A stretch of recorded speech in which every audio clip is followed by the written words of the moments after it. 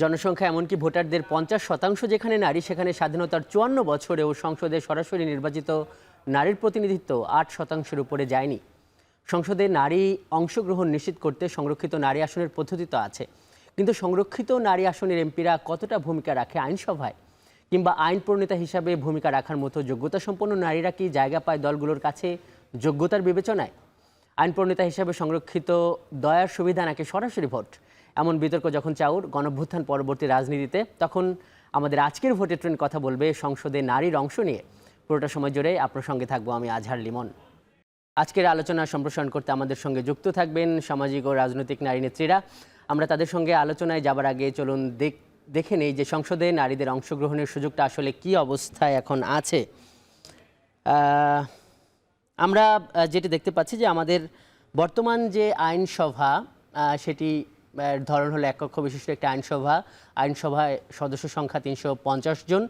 এখানে প্রত্যক্ষ বা সরাসরি ভোটে নির্বাচিত হয়ে আসে 300 জন, এবং এই 350 জনের বাকি যে 50টি আসন, এটি নারীদের জন্য সংরক্ষিত আসনের নির্বাচন পদ্ধতি প্রত্যক্ষ ভোটের প্রাপ্ত আসনের অনুপাতে, অর্থাৎ এই 300 যে আসন, সেখানে কোন দল কত শতাংশ পেল এই 300 আসনের মধ্যে, সে অনুপাতে নারীর প্রতিনিধিত্ব ঠিক হয়, সংরক্ষিত নারী প্রতিনিধিত্ব। এবং আমরা যেটি হিসাবে বলতে পারি যে সংরক্ষিত আসন প্রত্যক্ষ প্রতি 6 আসনের বিপরীতে একজন করে সংরক্ষিত নারী আসনের জায়গা পায় দলগুলোর বিবেচনায়। এবারে আমরা একটু যেটি দেখতে চাই যে রাষ্ট্র সংস্কারের আলোচনায় জায়গা পাওয়া নারী আসন, এখানে দেখা যাচ্ছে যে গণঅভ্যুত্থান পরবর্তী সময়ে কিন্তু এ নিয়ে আলোচনা হচ্ছিল, এবং সংবিধান সংস্কার কমিশন যে সুপারিশ দিয়েছে, সেখানে আমরা দেখতে পাচ্ছি যে দ্বিকক্ষ আইনসভায় নিম্নকক্ষের আকার তারা ধরেছিল 400 আসনের, অর্থাৎ এখন যে 300 আসনের যে আইনসভা আছে, এটিকে রিশাফল করে নতুন সীমানা নির্ধারণ করে 400 আসন করা হবে, এবং এই 400টি আসনের মধ্যে 100টি আসন থাকবে নারীদের জন্য। এবং এখানে যেটি বলা হচ্ছিল যে এই 100 আসনে নারীদেরই মনোনয়ন দেবে প্রতিটি দল, এবং নারীদের সঙ্গে নারীরা প্রতিদ্বন্দ্বিতা করে এই সরাসরি এই আসন থেকে কিন্তু নির্বাচিত হয়ে আসবে। আমরা এখন একটু দেখতে চাই যে এই প্রস্তাবটি আসলে এই জুলাই সনদে কিভাবে জায়গা পেয়েছে, কতটা একমত হয়েছে। এখন যেই জুলাই সনদ নিয়ে আলোচনা হচ্ছে, সেইখানে আসলে এই প্রস্তাবটি কিভাবে আছে। আমরা দেখতে পাচ্ছি যে জুলাই জাতীয় সনদের খসড়ায় নারী আসনে যে বিধান রাখা হয়েছে, সেইখানে নারীর যে প্রতিনিধিত্ব 100 আসন, তারা সংবিধান সংস্কার কমিশন বা যেটি সামনে রেখে আলোচনা হচ্ছিল, সেটি এখন নয়, কিন্তু ভবিষ্যতে ক্রমান্বয়ে 100 আসনে উন্নীত করার একটা সিদ্ধান্ত বা এ ব্যাপারে দলগুলো একমত হয়েছে। তারা সবশেষ যেটি আলোচনা হয়েছে যে আপাতত এই সংরক্ষিত যে 50টি আসন রাখা হয়েছে, এটি বহাল থাকবে, আর প্রতিটি সাধারণ নির্বাচনে দলগুলো ন্যূনতম 5%, অর্থাৎ 15 জন করে নারী বিভিন্ন আসনে মনোনয়ন দেবে, এবং বর্ধিত হারে এটি এইভাবে 33% পর্যন্ত চলবে। অর্থাৎ যতদিন না এই মোটামুটি 100 জন নারী সরাসরি ভোটে প্রতিদ্বন্দ্বিতা না করে। এবং আমরা দেখছি যে এটি সংরক্ষিত আসন থাকবে 2043 সাল পর্যন্ত, যেটি জুলাই সনদের খসড়ায় আছে। তবে 33%, অর্থাৎ 2023 সালের আগেই অর্জিত হলে বাতিল হবে সংবিধানের 17তম সংশোধনীতে নারী আসনের বিধান। সংসদে নারীর অংশ নিয়ে আলোচনা করতে আজকের ভোটের ট্রেনের স্টুডিওতে আছেন এনসিপির যুগ্ম সদস্য সচিব অ্যাডভোকেট হুমায়রা নূর, স্বাগত আপনাকে। এবং অনলাইনে গোপীবাগ থেকে যুক্ত আছেন বাংলাদেশ মহিলা পরিষদের প্রেসিডেন্ট ডক্টর ফৌজিয়া মুসলেম, এবং রামপুরা থেকে যুক্ত আছেন বিএনপির মিডিয়া সেলের সদস্য অ্যাডভোকেট ফারজানা শারমিন পুতুল। আপনাদের সবাইকে স্বাগত আজকের ভোটের ট্রেনে। ফৌজিয়া আপা, আপনি নিশ্চয়ই শুনতে পাচ্ছেন আমাকে, আপনাকে দিয়ে শুরু করি আজকের আলোচনাটা। এই যে সংস্কার কমিশনের যে এত কিছু হলো, আপনি নিশ্চয়ই শুনতে পাচ্ছিলেন। মানে তা বলা হচ্ছিল যে 100টি আসন থাকবে, যেখানে সরাসরি সব দলের শুধু নারীরাই অংশ নেবে, এবং এটা পর্যায়ক্রমে হবে লোটারের ভিত্তিতে। এই নির্বাচনে এই 100, পরের নির্বাচনে এই 100, এবং সংসদীয় যে আসন সংখ্যা সেটিও 400-তে করার একটা প্রস্তাব ছিল। কিন্তু দলগুলো যে অনেক আলাপ আলোচনার মধ্যে বা আলাপ আলোচনার পর এই যে 5% আসনে যে শুধু নারীরা প্রতিদ্বন্দ্বিতা করবে, এটি যে ঠিক করলো এবং বললো যে না, ভবিষ্যতে এই 33% বা এই 100-তে ওরা নিয়ে যাবে। মানে এই যে এই সিদ্ধান্ত বা এই যে ঐক্যমত, এটি নারী নেত্রী হিসাবে বা বিশেষজ্ঞ হিসাবে আপনার কাছে কেমন লাগলো আপা?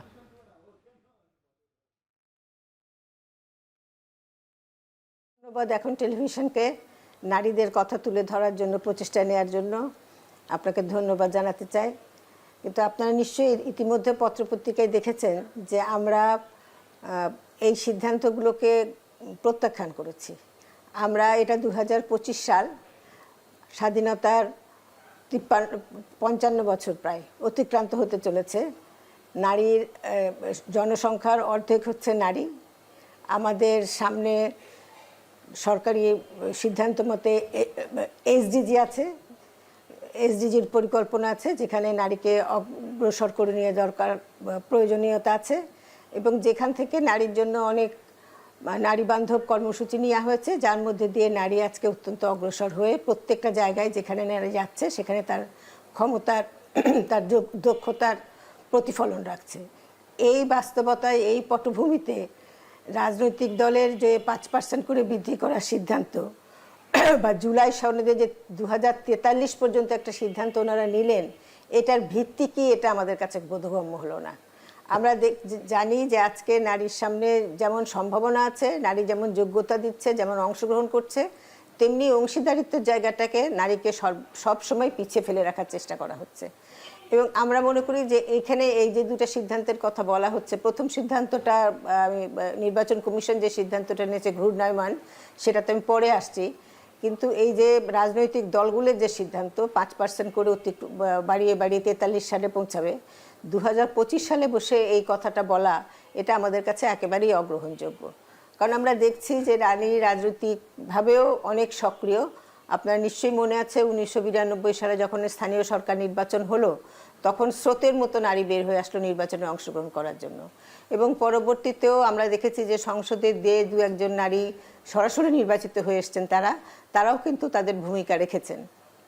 কাজে সার্বিক অবস্থার পরিপ্রেক্ষিতে বাংলাদেশের নারীর সামাজিক দক্ষতা, যোগ্যতা, সেটাকে বিবেচনার মধ্যে রেখে নারীর অংশীদারিত্ব প্রদানের ক্ষেত্রে এই কার্পণ্যটা আমাদের কাছে অত্যন্ত আমাদের বিক্ষুব্ধ করে। আমরা এটাতে একেবারেই একমত হতে পারছি না। আমি আপাতত এটুকুই বলতে চাই। হ্যাঁ, আপনি থাকবেন আপা, আপনার কাছ থেকে আমরা অনেক খবর নেব।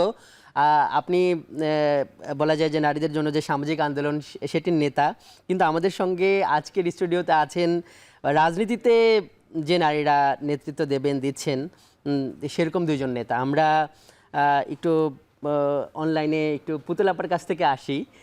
পুতুল আপা যুক্ত হয়েছেন রামপুরা থেকে। আপা, এই যে সিদ্ধান্তটা প্রতিটা রাজনৈতিক দল মিলে ঐক্যমত্য কমিশনে নিল, সেখানে আপনার দল বিএনপিও আছে, সেটিকে আপা এক ধরনের বলছে যে তারা প্রত্যাখ্যান করে, এটা এক ধরনের কার্পণ্য।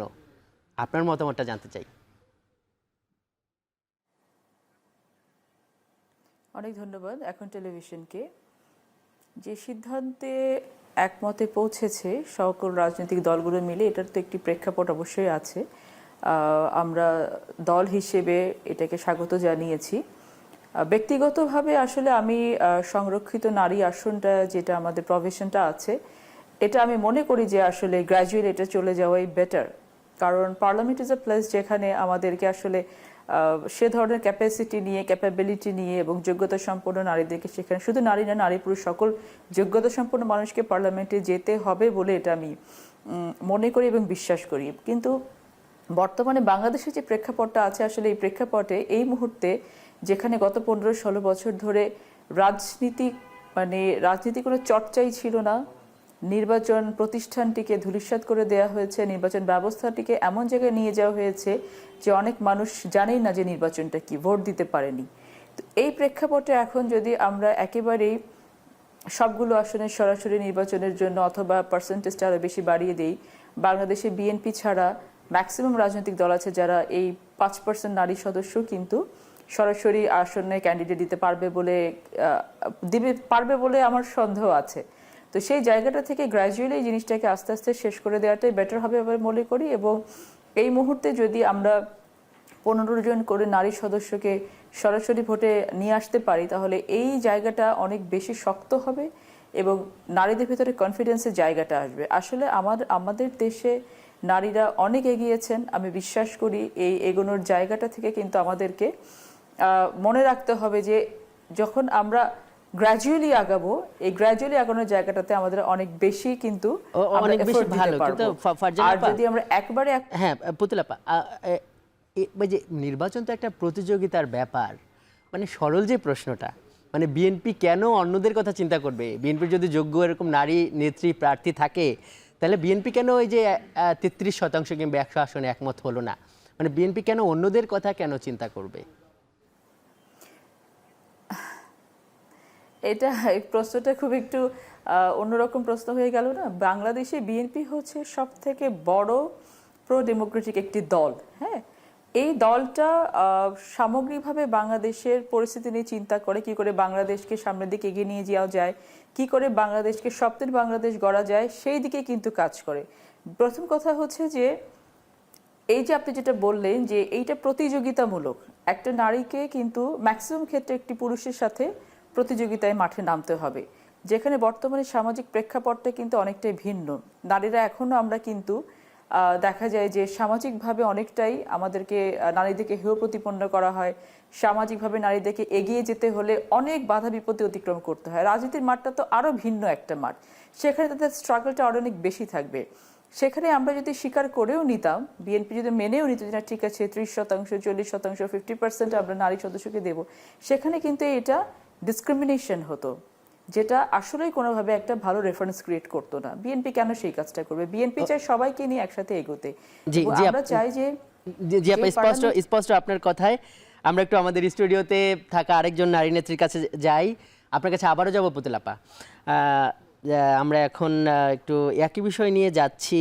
এনসিপির যুগ্ম সদস্য সচিব অ্যাডভোকেট হুমায়রা নূর, আপনি স্টুডিওতে শুরু থেকে আমাদের সঙ্গে আছেন। আপা, এই যে 5% সে একমত হওয়া, এটিতে আপনাদের যে অবস্থানে, আপনারাও তো একমত হয়েছেন, তা আপনারা কি এই 5%ই চেয়েছিলেন কিনা?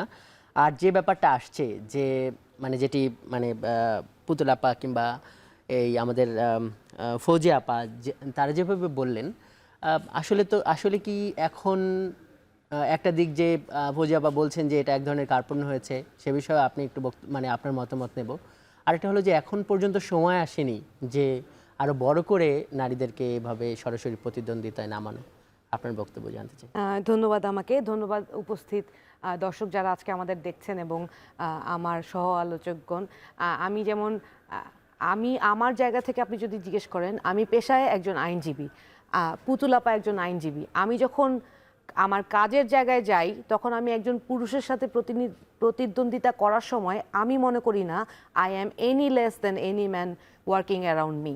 এবং আমার পেশাগত জায়গায় আমি দেখি যে নারীরা অনেক বেশি সিনসিয়ারলি কাজ করে পুরুষদের চেয়ে। এবং সুপ্রিম কোর্ট এরিয়াতে আমি অন্ততপক্ষে আমি গ্যারান্টি দিয়ে বলতে পারবো যে রেগুলার প্র্যাকটিস করেন এরকম নারীর সংখ্যা অ্যাটলিস্ট 40%। সুতরাং শিক্ষিত নারীর একটা বড় অংশ কিন্তু আমি আমার কাজের জায়গায় দেখতে পাই। তারপর যদি আপনি চাকরির জায়গায় যান, এখন কিন্তু নারীরা আর ঘরে বসে নেই কোনো বাংলাদেশের কোনো জায়গায়। যেভাবে আসছিল আমি জাস্ট ইন্ট্রোডাকশনটা কেন বলছি, আইন প্রণয়নের জায়গা যেটি পুতুলাপা বলছিল যে মানে এখন পর্যন্ত অনেকে ভোট দেবার ব্যাপারটাই ওই জায়গা থেকেই আসছি। যেমন আমরা আইনজীবী, আইন প্রণয়নের জন্য যেই শিক্ষাটা দরকার হয়, আইনজীবীদেরই তো সেই জিনিসটা সবচেয়ে বেশি, সেই দক্ষতাটা আছে। সুতরাং আমার পেশায় যেই নারীরা আছেন তাদের সেই জ্ঞান এবং দক্ষতাটা অলরেডি আছে। সো ওই জায়গাটা থেকে আমি এই জন্য শুরু করলাম। এই যে 5%-এর প্রস্তাবটা যেখান থেকে এসছে, এইটা আমি মনে করি ওই একটি দলের নিজের দলের নারীদেরকেই আসলে অবমাননা করা হয়েছে। কারণ আমি দেখি যে আমার সহকর্মী পুতুলাপা যখন কোর্টে কাজ করেন, she is no less than any other man. এবং ওনার দলে অনেক যোগ্য নারীরা আছেন যাদেরকে আমরা অনেক সম্মান করি, এবং আমি দেখি যে কি ওনাদের দীর্ঘদিনের সংগ্রামের ইতিহাসে ওনারা কোনো পুরুষের চেয়ে পিছিয়ে কাজ করেননি। তাইলে আপনি যদি 5% বলেন, 300 জনে 5% মানে কি 15 জন? ওনার দলে কি মাত্র 15 জন নেত্রী আছেন কম্পিট করার মতো? উনি বলেছেন যে ওনার দলে আরো বেশি আছেন, কিন্তু সবার দলে নেই। এক্স্যাক্টলি, এটা তো উনার তাহলে তো উনাকেই এটা আরো বেশি করে মানে দাওয়া করতে পারা উচিত ছিল যে আমি অ্যাটলিস্ট, আমাকে বললে আমি 33%ই আমি নারী আসনে সরাসরি ইলেকশনের সুযোগ দিতে পারবো। কিন্তু আমরা যে প্রস্তাবের সাথে প্রথমে আমাদের প্রস্তাবের শুরুটা ছিল, ঐকমত্য কমিশনেরও সেম একই প্রস্তাব ছিল যে 100 আসনে সরাসরি নারী সংরক্ষিত যে আসনটা, সেই আসনটার সংরক্ষিত আসনে মনোনয়ন না হয়ে সরাসরি ভোট হোক। এবং এই জন্য আমি এবং তাসনিম জারা আমরা দুজনে মিলে আমাদের দল থেকে একটি ক্যাম্পেইন রান করি। 3 ঘন্টায় ক্যাম্পেইনে একটা স্পেসিফিক প্লেসে 700 জন সেই ক্যাম্পেইনে সাইন করেছে, being aligned with our Notion, যে তারা চায় নারীরা আর এই অলংকারের মতো সংসদে যে বসে না পড়ুক, তারা সরাসরি নির্বাচনে অংশগ্রহণ করুক, তারা কন্টেস্ট করে মানুষের ম্যান্ডেট নিয়ে গভর্নমেন্ট ফর্ম করুক, সংসদে যাক এবং মানুষের কথাগুলি সরাসরি তুলে ধরুক। এখন আপনি যদি ইলেকশনে পার্টিসিপেটই না করেন, মানুষের সাথে তো আপনার সংযোগ ক্রিয়েট হচ্ছে না, তাহলে আপনি যে না, কিন্তু হুমায়ুনুর, আমরা আপনার কথা স্পষ্ট যে আপনাদের এখানে একটা বোল্ড ভূমিকা ছিল, তার মানে আপনারা 100 আসনই চেয়েছিলেন, কিন্তু সরাসরি যে নির্বাচন পদ্ধতি, ওখানে তো নারীদের নির্বাচনে সরাসরি অংশ নেওয়ার সুযোগ আছে, মানে চাইলে তো দলগুলো সেখানে সেই জায়গাটাতেও আসেন। যেমন আপনারা ওই 100 আসনের আলোচনাটা তো ওখানে থেমে গেল, তারপরে আসলো কি যে কত % নারী আসনে সরাসরি ভোট হতে হবে সেই আলোচনাটা। যেমন 5% এখন মোটামুটি একমত হয়েছে, কিন্তু আমরা কিন্তু ওখানে আমাদের ডিসেন্টিং নোট দেয়া আছে, আমরা চেয়েছি 15%, অ্যাটলিস্ট 15% থাকতে হবে। তাহলে কি হয়, 300 জনে অ্যাটলিস্ট 45 জন প্রতিদ্বন্দ্বিতা করবে। আপনি সুযোগ দেন না। আমি তো বিশ্বাস করি আমাদের দেশের নারীরা অনেক অনেক বেশি কম্পিটেন্ট এবং অনেক আপনি বাংলাদেশের ইতিহাস ঘেঁটে দেখেন, নারীরা কোনো জায়গায় ফেল করেছে আছে যে কোনো একটা নারী, আপনি এখন একটা এমন নারীকে মনোনয়ন দিবেন যে সংসদে বসে বসে গান গাবে? জি, মানে আপনি মানে পলিটিক্যাল পার্টি, মানে আপনার মত যে আপনি যেটা বলতে চাইছেন যে মানে নারী নেতৃত্ব বা এই সংসদের নেতৃত্ব দেবার মতো অনেক যোগ্য নারী আছে, অবশ্যই আছেন। আপনি আমরা এই পর্বে দলগুলো যদি ফ্যাসিলিটেট করে, তাহলে আমি বিশ্বাস করি যোগ্য নারীরা উঠে আসা খুবই সহজ হবে। জি, অ্যাডভোকেট নূর, আপনি সঙ্গে থাকুন, আমরা একটু ফৌজিয়া আপার কাছে গিয়ে এই পর্ব বা একটু বিরতিতে যাব। ফৌজিয়া আপা, এই যে দেখলেন 2 জন নারী নেত্রী, তাদের কথার মধ্যে তো একটু ভিন্নতা আছে। তা এই যে একটা ব্যাপার যে নারীদের অধিকারের ব্যাপারে তো 100-এর কথা বলছে না, এটাও কি একটা সংকট? কি মনে হয় আপনার কাছে, বা এই তাদের 2 জনের কথার আপনি সমাপ্তি টানবেন কিভাবে? আমি 2 সহ আলোচককে ধন্যবাদ জানাই। আপনি যেরকম বলছেন আমি ঠিক শতভাগ সেরকম দেখি না। তারা কিন্তু দুজনেই বলছেন যে সংসদে নারীদের প্রতিনিধিত্ব করার যোগ্যতা আছে এবং তাদেরকে ফ্যাসিলিটেট করা হোক, এটা বলেই হুমায়রা নূর শেষ করেছেন। এবং আমরাও মনে করি যে নারীদের যথেষ্ট যোগ্যতা আছে এবং নারীদেরকে সংসদে যেতে দিলে আজকে সংসদের যে চেহারা আমরা দেখছি গত কয়েক বছর ধরে, আমার মনে হয় সেটারও কিছু একটা পরিবর্তন হবে। কারণ সেখানে সংসদের সাংস্কৃতিক পরিমণ্ডলের পরিবর্তন হবে, সংসদের যে মূল কাজ আইন প্রণয়ন, সেই কাজটাতে নিশ্চয়ই সকলে মনোযোগ দেবে। এবং সেইভাবে কিন্তু মানে তারা যে কথাটা বলেছেন আমিও তাদের সাথে একমত যে নারীদের প্রতিনিধিত্ব করার সুযোগ আছে এবং প্রতিনিধিত্ব করার ক্ষমতা আছে এবং তাদের প্রতিনিধিত্ব করতে হবে। তারপরও আমরা সংরক্ষিত আসনের কথা বলছি, এজন্যই ওই যে ফ্যাসিলিটেট করার কথা বললেন, কিন্তু সেইটা আমরা 43 সাল পর্যন্ত আমরা বলছি না, আমরা বলছি 1 টার্ম বা 2 টার্ম বা 3 টার্ম, ম্যাক্সিমাম 3 টার্ম, 2 টার্মের মধ্যে। তাহলে কতদিন হয়? 30, 33, 35 এরকম একটা হয়। কাজে এই যে আমরা দেখেছি গত সরকার 25 বছরের জন্য সংরক্ষিত আসন রেখে আমাদের নারী আন্দোলনের ক্ষেত্রে একটা আমি বলবো চপাটাঘাতি করেছিল। একইভাবে 43 সাল পর্যন্ত বলা, এটাও কিন্তু নারী আন্দোলনের প্রতি, বাংলাদেশের নারী সমাজের প্রতি সম্মান প্রদর্শন করা হচ্ছে না। এটা আমার মনে হয় যে সংরক্ষিত আসন আপাতত থাকা দরকার এবং সংরক্ষিত আসনে সরাসরি নির্বাচন হবে এবং কোনো মনোনয়নের মাধ্যমে আসবে না। সেখানে সরাসরি সংরক্ষিত আসনে নির্বাচন করে নারীরা আসলে সংসদে তাদের যে ভূমিকা, সেই ভূমিকা পালন করার যোগ্যতা তারা অর্জন করেছে এবং সেটা তারা অর্জন করে দেখিয়ে দেবে তারা, এটাই আমি মনে করি। এবং আমার মনে হয় যে আমার সহকর্মীরা সহ আলোচকরা একই ধরনের কথাই বলেছেন, কিন্তু সেখানে দলীয় কারণে হয়তো তাদেরকে কিছু লিমিট আছে, সেখানে হয়তো কিছু তফাৎ আছে, কিন্তু মৌলিকভাবে কিন্তু আমরা 3 জনই আমরা মনে করি যে আমরা একমত যে সংসদে সংরক্ষিত আসন থাকতে হবে, সাধারণ আসনকেও নারীদেরকে নির্বাচনের সুযোগ দিতে হবে এবং সংরক্ষিত আসনের মেয়াদ দীর্ঘদিনের জন্য, অনির্দিষ্টকালের জন্য না, 2 থেকে ম্যাক্সিমাম 3 টার্ম, আমরা 2 টার্ম বলেছি, একটু অল্প কিছু দিনের জন্য সেটা রাখা। যে যে যে ফৌজিয়া আপা, আপনি সঙ্গে থাকুন অ্যাডভোকেট পুতুল এবং অ্যাডভোকেট হুমায়রা নূর। আমরা আপনাদের সবার সঙ্গে আবারও আসব। দর্শক, আমরা এই পর্যায়ে যাচ্ছি একটি বিরতিতে। দেখছেন ভোটের ট্রেন।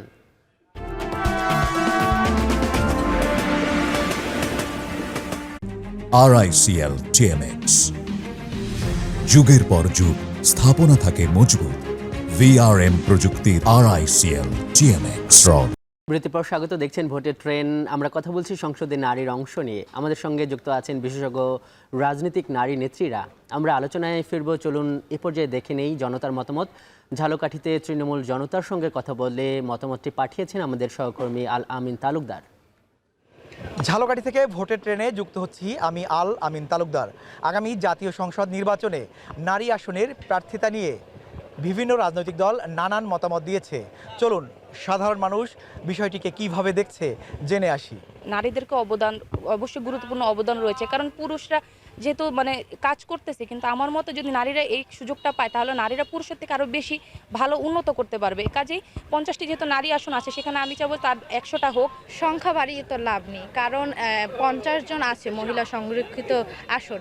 100 করে আমাদের যে নারীদের কাজের ক্ষেত্রে সমান দেওয়া হচ্ছে না অধিকার। নারীরা পারে, বাট তাদের দেওয়া হচ্ছে না।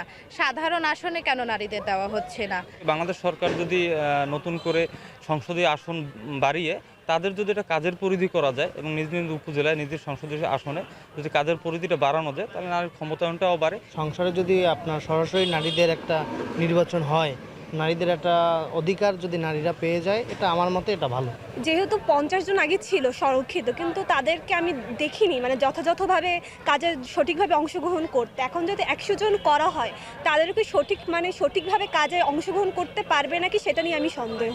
আমরা নারীরাও সব দিক থেকে এগিয়ে, তো আমাদের সংরক্ষিত কেন করা হবে? এখন এখান থেকে যদি 100 করা হয় এবং সরাসরি ভোটের মাধ্যমে তাদেরকে যদি নেওয়া হয়, তাহলে তাদের সংসদীয় এলাকা কোথায় হবে এবং যারা সাধারণ নির্বাচন করে তাদের সাথে কিভাবে নির্বাচন করবে, এই বিষয়টি আসলে আমাদের কাছে খুবই স্পষ্ট, আর এই বিষয়টি স্পষ্ট হওয়া দরকার। সংসদে এখন বর্তমানে 5% নারীদের কোঠা দেওয়া হয়েছে, কিন্তু আমার মতে যে নারীদের কোঠা বাড়ানো উচিত। রাজনৈতিক দলেও তাদের অংশগ্রহণ করা, সমান সুযোগ সুবিধা দেওয়া উচিত, কারণ তারাও পারবে রাজনৈতিক দলটাকে ঠিক মতন পরিচালনা করতে। সংরক্ষিত আসন বাদ দিয়ে দেওয়া হোক, কারণ নারীদের তো যোগ্যতা আছে, সেই অনুযায়ী যদি যে দলগুলি আছে সবাই সমন্বয় হয়ে যদি একসাথে করতে পারে, জিনিসটা আসলে ভালো হবে। সংসদে নারীদের আসন সংখ্যা বা নারীর প্রতিনিধিত্ব কেমন হবে সে বিষয়ে সাধারণ মানুষের রয়েছে মিশ্র প্রতিক্রিয়া। এ অবস্থায় ঐক্যমত্যের ভিত্তিতে রাজনৈতিক দলগুলো কি সিদ্ধান্ত নেয় সেটি এখন দেখতে চান সচেতন ভোটাররা। আল আমিন তালুকদার, এখন ঝালকাঠি। দর্শক, আজকের ভোটের ট্রেন কথা বলছে সংসদে নারীর অংশ নিয়ে, এবং এই নিয়ে আমরা তৃণমূলের মতামত শুনছিলাম। এ নিয়ে এখন আমরা আরও সম্প্রসারিত আলোচনা করব। আমাদের সঙ্গে আছেন দুইজন রাজনৈতিক নেতা এবং মহিলা পরিষদের প্রেসিডেন্ট ডক্টর ফৌজিয়া মুসলিম। কিন্তু এবারে এই পর্বে আমরা শুরুতেই যেতে চাই বিএনপির মিডিয়া সেলের সদস্য অ্যাডভোকেট ফারজানা শারমিন পুতুল। আপা, আপনার কাছে যেতে চাই, এই যে তৃণমূলের যারা নারী, তাদের যে প্রশ্নটা যে সংরক্ষিত নারীরা কেন সংরক্ষিত থাকবে, সংসদে নারীদের সংরক্ষিত যে বিশেষণ, এটা কেন নারীদের সঙ্গে থাকবে এমপি হবার ক্ষেত্রে, সংসদ সদস্য হবার ক্ষেত্রে, সেই প্রশ্নের উত্তরটা আপনার কাছ থেকে নেব। আর ফৌজিয়া আপা যে কথাটা বললো যে আসলে নারীরা তাদের অধিকার চায়, কিন্তু দলের কারণে হয়তো একটু এদিক সেদিক বলছে, এবং যেটি অ্যাডভোকেট হুমায়রা আপনারই সহকর্মী সে বলছিল যে একটি দলের কারণে একটা কিছু হয়নি, যে একটি দল তো সেই একটি দলের আপনি কি বলবেন এই ব্যাখ্যাটার জায়গায়? যদি দলীয় কারণে আপনি যদি নারীদের জন্য কথা একটু কম বলেন, সেটা কি নৈতিক হয়?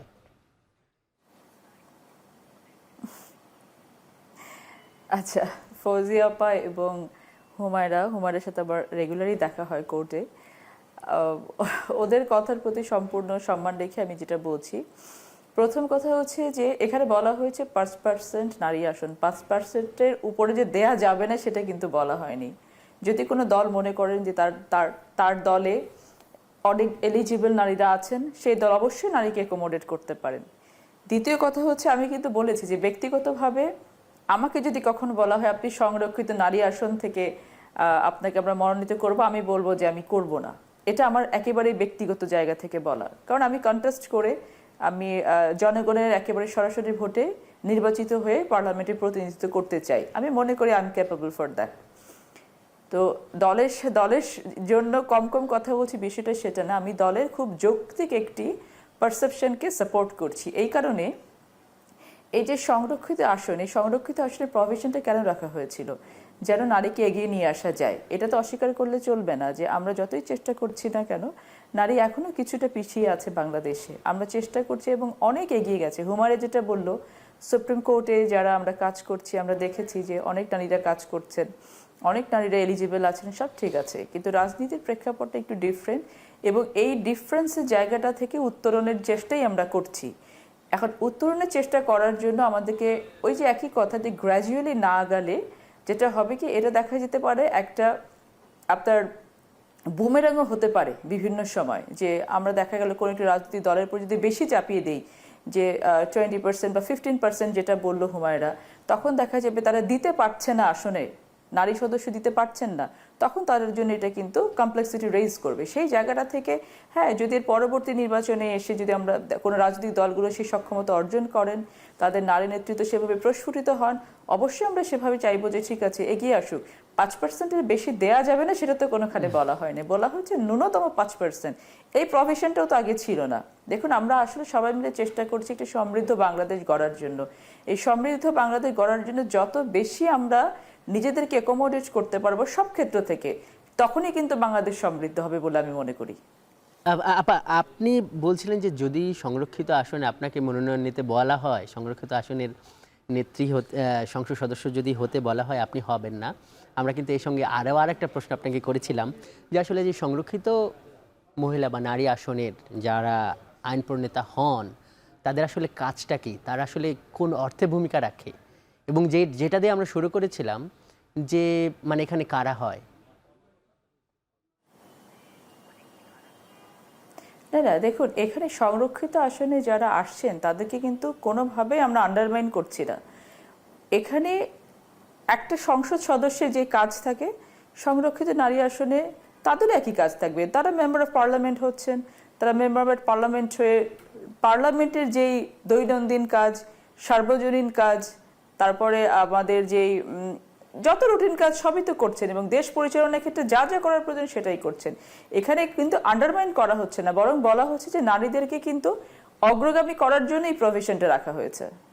না, কিন্তু আপনি কেন হতে চান না তাহলে, যদি আপনাকে সংরক্ষিত আসনের ওনার তো she is capable enough to compete before a man, why would she এটা chosen? I mean, আমাকে যদি জিজ্ঞেস করেন, আমি ওনার যোগ্যতা যদি আমাকে জিজ্ঞেস করেন, আমি জানি যে উনি একটা পুরুষ মানুষের তাহলে ভারী পড়ে যায়। মানে এই যে অযোগ্যদের সংস্থাপন, এর জন্য কি সংরক্ষিত আসন?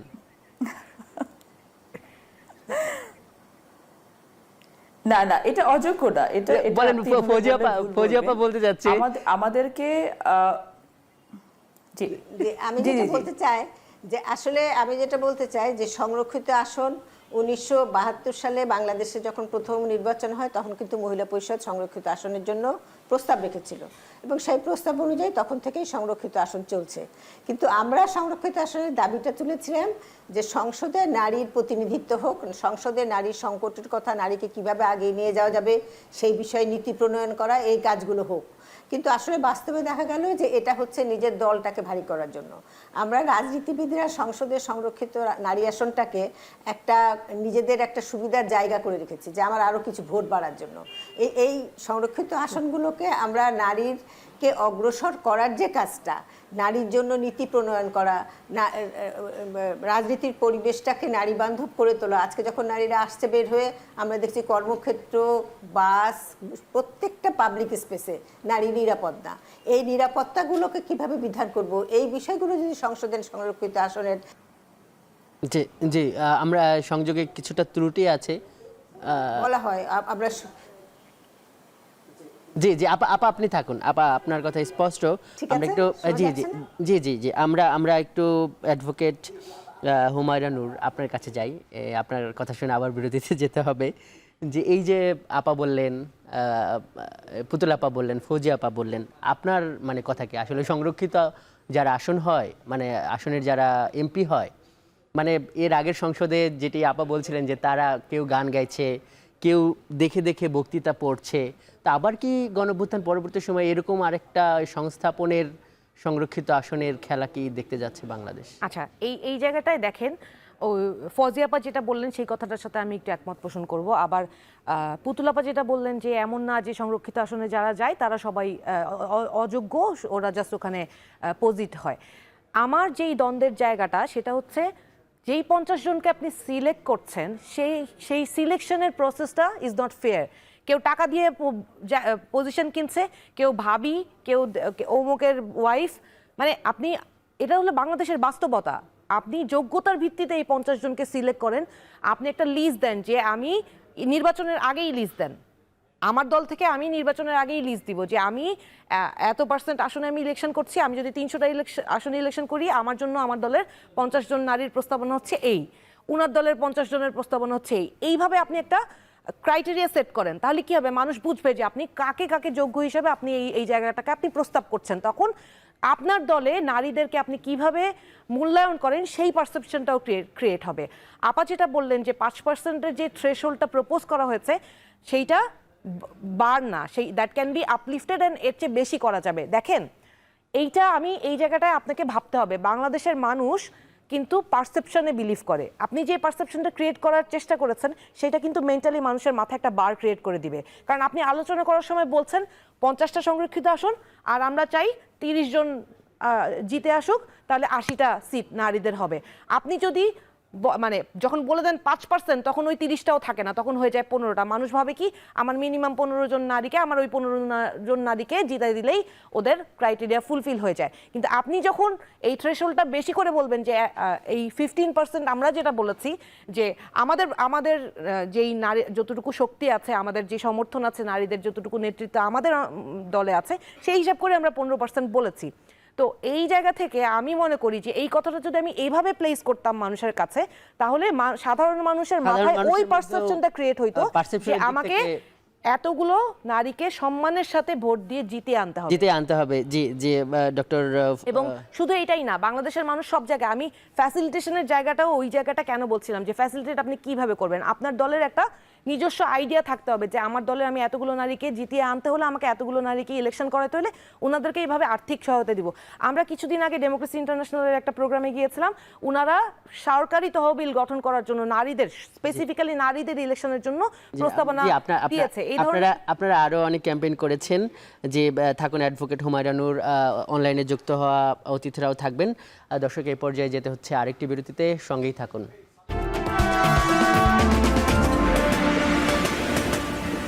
বিরতির পর স্বাগত, দেখছেন ভোটের ট্রেন। আমরা আলোচনা করছি সংসদে নারীর অংশ নিয়ে। পর্বে আলোচনার আগে চলুন জেনে নেই ভোট নির্বাচন নিয়ে রাজনীতিকেরা কি বক্তব্য দিলেন রাজনীতির মাঠে।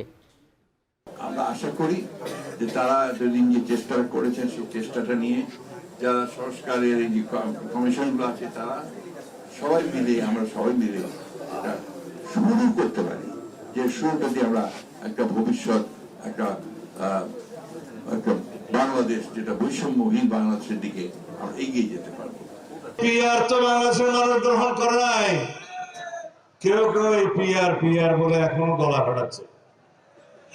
উদ্দেশ্য কিন্তু পিআর না, উদ্দেশ্য হচ্ছে পিআর করে যদি কিছু পায়। নির্বাচনের মৌসুম শুরু হয়ে গিয়েছে, নির্বাচনের সময়সীমা ঘোষণা হয়ে গেছে, নির্বাচনের তফসিল ডিসেম্বরের প্রথমার্ধে ঘোষিত হবে ইনশাআল্লাহ। এখন আপনারা প্রতি ঘরে ঘরে যাবেন, ধানের শীষের পক্ষে সালাম দিবেন। ফেব্রুয়ারি মাসে নির্বাচন করতে আমাদের কোনো ধরনের অসুবিধা হবে না। আমাদের চিফ অ্যাডভাইজার, মাননীয় চিফ অ্যাডভাইজার যে রোড ম্যাপটা, মানে ডেটটা বলে দিচ্ছে, আমার রোড ম্যাপটা তো ইলেকশন কমিশন দিবে, আমরা ওইভাবে আমরা ইলেকশন করার জন্য প্রস্তুতি নিচ্ছি এবং আমরা ওই সময় পুরোভাবে প্রস্তুত থাকবো। সংসদে নারীর অংশ নিয়ে আলোচনা করতে আজকের ভোটের ট্রেনের স্টুডিওতে আছেন এনসিপির যুগ্ম সদস্য সচিব অ্যাডভোকেট হুমায়রা নূর, আছেন বিএনপির মিডিয়া সেলের সদস্য অ্যাডভোকেট ফারজানা শারমিন পুতুল এবং মহিলা পরিষদের প্রেসিডেন্ট ডক্টর ফৌজিয়া মুসলিম। আমরা শেষবারের মতো আরেকবার যুক্ত হচ্ছি। পুতুল আপা, আপনার কাছে যাই। এই পর্বে আমরা বেশি সময় পাবো না, 5-6 মিনিট সময় পাবো, অল্প অল্প করে সবার বলবেন।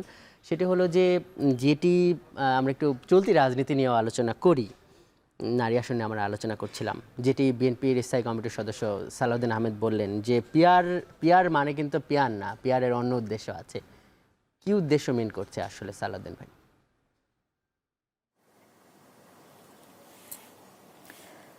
দেখুন, পিয়ার পদ্ধতি নিয়ে যে আলোচনাগুলো চলছে আসলে এটা খুব অবাস্তবিক একটা আলোচনা, এবং বর্তমান প্রেক্ষাপটে আসলে পিয়ার পদ্ধতিতে নির্বাচন করে বিশ্বের বহু দেশ কিন্তু এটা ট্রায়াল অ্যান্ড এররের মধ্যে দিয়ে গিয়ে কিন্তু ফেল করে গেছে। সো বাংলাদেশের মতো এখন একটা ইমার্জিং ইকোনমিতে, যেখানে আমি বলেছি কিছুক্ষণ আগে যে সকল রাষ্ট্রের প্রতিষ্ঠান ধ্বংস হয়ে গেছে, নির্বাচন প্রতিষ্ঠান ধ্বংস হয়ে গেছে, সেখান থেকে এই পদ্ধতিগুলো আসলে একটি আলোচনাটাকে ভিন্ন দিকে নিয়ে যাওয়াটা বলেই আমরা মনে করেছি। এখন বিশেষ করে যেটা হয় যে অনেক রাজনৈতিক দলের নিজস্ব এজেন্ডা থাকে, রাজনীতির মাঠে বিভিন্ন রেটোরিক্স থাকে, রাজনীতির মাঠে রাজনীতিটাকে পরিচালনা করার বিভিন্ন ওয়েজ থাকে।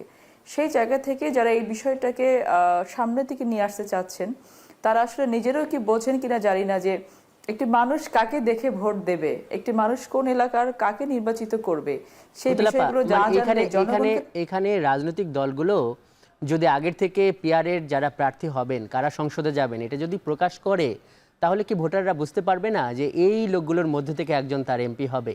এবং আপনি মানে কেন বলছেন যে এটা একটা পলিটিক্যাল রেটোরিক? এটা একটু গণতান্ত্রিক তো একটা ব্যবস্থা, সারা অনেক পৃথিবীতেই আছে, সারা বিশ্বের। না, আমি এটাকে পলিটিক্যাল রেটোরিক বলছি না। আমি বলেছি যে রাজনীতির মাঠে মানুষ অনেক কিছু ইউজ করে, ওনারা একটা স্ট্র্যাটেজি ইউজ করছেন। আপনি আপনার জনগণ ভোট কিভাবে দেয় ভাই? আমরা যারা নির্বাচনের মাঠে বিভিন্ন সময় নির্বাচন করেছি, নিজেরা না করি, অন্যান্য আমার বাবা নির্বাচন করেছেন, মা নির্বাচন করছেন, তখন যখন মাঠে কাজ করেছি, মানুষ একটি ভোট দেয় মানে তার আস্থাটা দেয়। মানুষ এলাকার মানুষকে চেনে, নিজের মানুষকে চেনে, বিশ্বাস রাখতে পারে। আপনি এই মানুষগুলোকে কি করে আস্থা দেবেন যে আমি এক জায়গা থেকে দাঁড়িয়েছি, অন্য এক জায়গায় মানুষ আমাকে ভোট দিচ্ছে, তারা আমার উপর আস্থাটা কিভাবে রাখবে? এই আস্থার জায়গা তৈরি করতে মানুষের মাথায় তো, মগজে, মনে তো জিনিসগুলো দিতে হবে। হুট করে আপনি একটু সিস্টেম চালু করে দেন, ইভিএম দিয়ে আমরা আসলে কিন্তু ভোট দিতে পারিনি। কয়েকদিন আগে আমাদের একজন নেতা বোধহয় বলেছেন যে ইভিএম দিয়ে ভোট দিতে পারিনি, আমরা পিআর পদ্ধতি কিভাবে চাইবো? এখন এই অল্প সময়ের ভেতরে, যেখানে অলরেডি ফেব্রুয়ারিতে নির্বাচনের জন্য একটি রোডম্যাপ ঘোষণা করার জন্য সরকার এবং নির্বাচন কমিশন অলরেডি ওনারা ইনিশিয়েটিভ নিয়েছেন, প্লাস আমাদেরকে বলা হচ্ছে মাঠে যে কাজ, এখন যদি এই বিষয়গুলো নিয়ে বেশি আলোচনা করা হয়, তাহলে ধরে নেওয়া যেতেই পারে তাদের উদ্দেশ্য হয়তো অন্য থাকতে পারে। আপা, আপনাকে অনেক ধন্যবাদ আজকের ভোটে টেনে যুক্ত হওয়ার জন্য। স্টুডিওতে থাকা অ্যাডভোকেট হুমায়ুনুর, আপনার কাছে যেতে চাই। আপা যেটি বললেন যে আসলে কি অন্য কোনো উদ্দেশ্য আছে, এই যে যারা ভোটের মাঠে পিয়ার চাইছে?